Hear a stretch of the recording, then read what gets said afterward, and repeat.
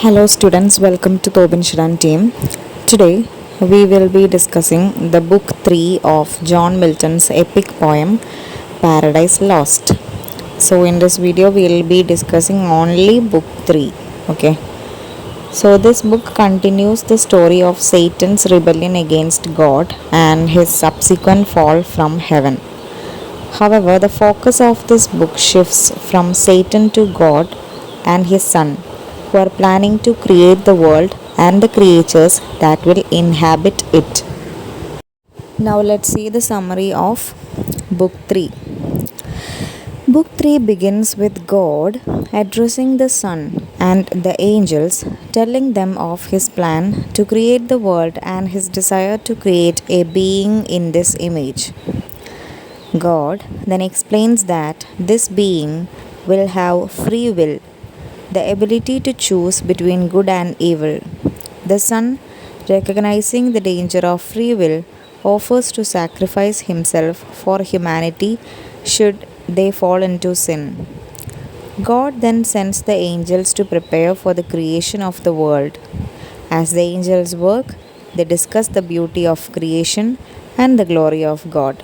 Meanwhile, Satan, who has been hiding in the shadows, observes the angels and becomes jealous of their happiness. He resolves to corrupt the new world and its inhabitants to spite God. As the angels continue their work, God reveals to them the purpose of their creation: to love and serve Him. He warns them of the consequences of disobedience and the danger of following Satan's example. Finally, God creates Adam and Eve, giving them the Garden of Eden to live in. So, this is the whole summary of the book 3 of Paradise Lost. Now, let's have a discussion on it. The central theme of book 3 is the concept of free will and its consequences. God's decision to create beings and free will creates the potential for both good and evil. The Son recognizes the danger of this but offers himself as a sacrifice for humanity should they fall into sin. Meanwhile, Satan becomes jealous of the angels' happiness and resolves to corrupt the new world and its inhabitants.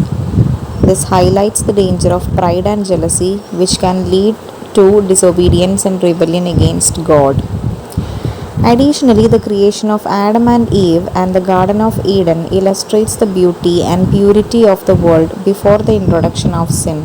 However, it also foreshadows the eventual fall of humanity and the consequences of disobedience. So, in conclusion, Book 3 of Paradise Lost explores the concept of free will and its consequences, the dangers of pride and jealousy, and the beauty and the purity of the world before the introduction of sin. It sets the stage for the subsequent fall of humanity and the struggle between good and evil. In addition to the themes, there are several other themes present in Book 3 of Paradise Lost, and these include: first is the nature of God, second is the power of language, third is the importance of obedience, and the next is consequences of sin. Let's see the first, the nature of God, which is a very important theme of Book 3. This book delves into the nature of God, including His omniscience, omnipotence, and wisdom. God's decision to create beings with free will is an expression of His love and desire for companionship, but it also highlights His justice and righteousness. Next theme is the power of language. Throughout Book 3, language is portrayed as a powerful tool that can be used for both good and evil. Satan uses persuasive language to deceive and corrupt, while God's words create universe and creatures within it. Importance of obedience is another theme. What the theme says is God emphasizes the importance of obedience throughout this book, warning the angels of the consequences of disobedience and giving Adam and Eve command to not eat from the tree of knowledge. This theme underscores the idea that disobedience leads to sin and separation from God. Next theme is consequences of sin. What the theme says is the creation of Adam and Eve and the Garden of Eden foreshadows the eventual fall of humanity and consequences of sin. This theme emphasizes the importance of making good choices and following God's commands. So that's all about the themes. Now let's see the style of book 3. Milton's writing style in Book 3 is characterized by its grandeur and epic scope. He uses elevated language, epic similes, and biblical allusions to create a sense of awe and wonder. Additionally, his descriptions of the angels and their work on the universe are vivid and detailed, creating a sense of visual splendor.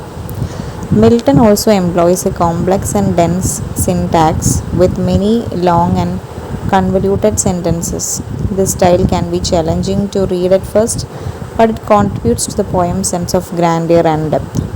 So, in conclusion, Book 3 of Paradise Lost is a rich and complex exploration of the themes of free will, obedience, sin, and the nature of God.